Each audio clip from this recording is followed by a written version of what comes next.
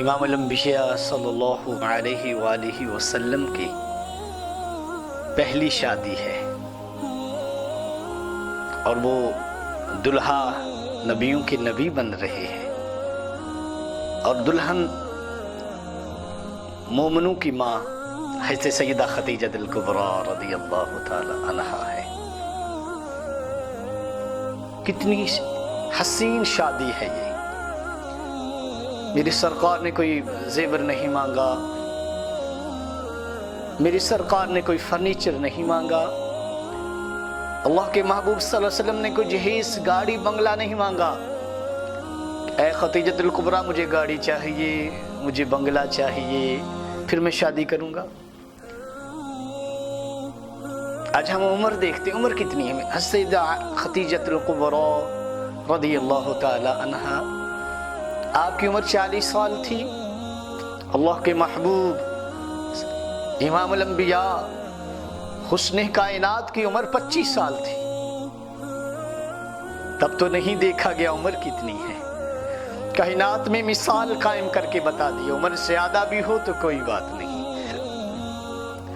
آج ہماری بیٹیوں کی عمر تھوڑی سی زیادہ ہو جائے تو یہ مسئلہ کھڑا ہو جاتا ہے، اس کی عمر زیادہ ہے لہٰذا میں نے شادی نہیں کرنی۔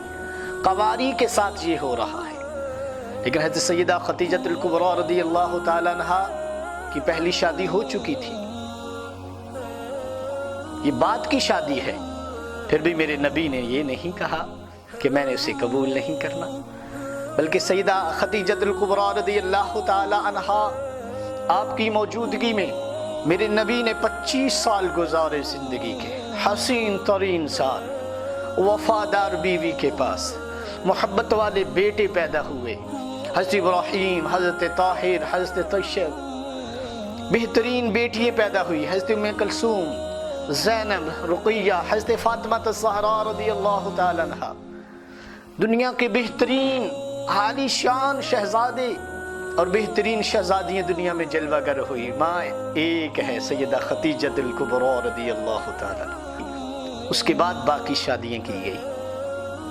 میرے نوجوانوں کے لیے مثال ہے میرا نبی، کائنات کے سب سے اچھا قائد انقلاب میرا نبی ہے، جس نے آپ کی زندگی کو دیکھا ہے وہی با کمال بنا ہے،